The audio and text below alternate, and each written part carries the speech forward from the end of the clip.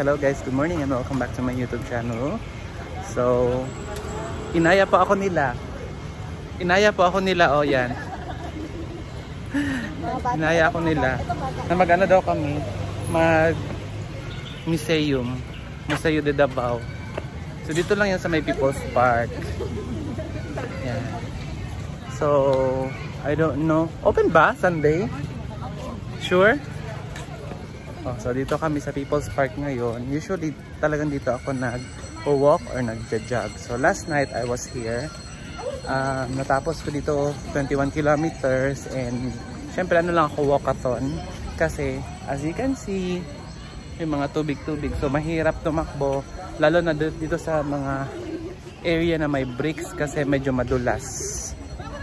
So ayun. Punta muna kami dito sa Museo de Davao, ba ang tawag dyan. And then we're going to Abriza, we're going to Gaisano Mall kasi mag-grocery daw sila. Ako ay ano lang, makikisabay lang sa paglakad-lakad. Dahil, you know, para hindi mag-ano yung pa ako kasi kagabi, nag 21 kilometers nga ako. So kailangan ko ng panibagong pagbugbog, charis. Para hindi mag-ano yung pa ako. Ano? Mabagal na maglakad guys. So, andito yung di ba dito ako umiikot pag nag-run ako. So ito yung museum. Yung green. Yung museum ng Davao is tawag nito yung Hugis Durian. Para siyang durian. Para siyang may mga tusok-tusok. Ganon yung itsura niya. Ang ganda ng araw, nasikat ng araw. Tapos hanggang alas 12 na ng tanghali. Imagine that. Suffer beautiful girl. Museo de Davao ba ang tawag? Museo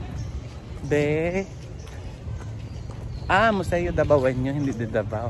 Museo Davaoenyo. Let's go inside.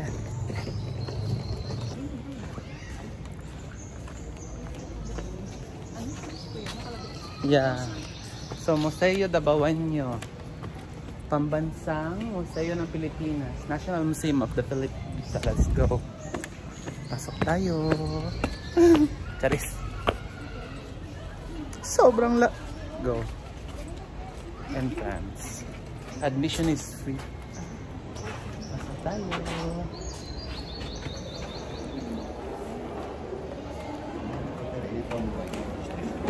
Okay lang po mag-video. Ay bawal. Okay po.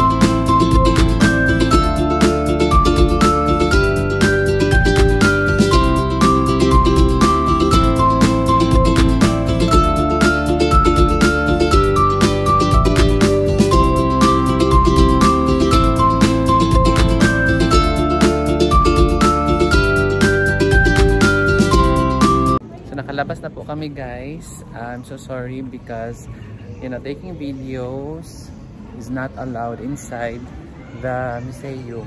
So, syempre, nagpa-follow lang kami ng rules and ayun. Kanina yun sa security guard, kimabae. Sabi ko, pwede? Diba napakamalumanay ko. Pwede pong mag-take ng videos because hindi ko naman alam pa ang patakaran. Yung niya sa akin, yung response sa akin medyo pabalang, medyo mabigat or siguro dahil siyempre sa accent, hindi din natin alam. Baka sa accent dahil Bisaya nga. So baka dahil ganun. So sige lang. First time ko nakapasok dito sa tagal-tagal na nito. And imagine taga Davao ako. Dito ako tumatakbo sa People's Park and imagine ngayon ko pa lang siya napunta kung di nag-aya itong dalawa na to. Yan. So let's go. Punta na kami sa this is People's Park guys, where I used to run almost every day, especially pag pang umaga ako. This is the museum. See, it's Durian. Diva. Let's so Durian abo. Go. Okay. Ang ganda ng basta green talaga ang paligid, nakakaputi. Oh, mukha kang fresh. Ooh, color party.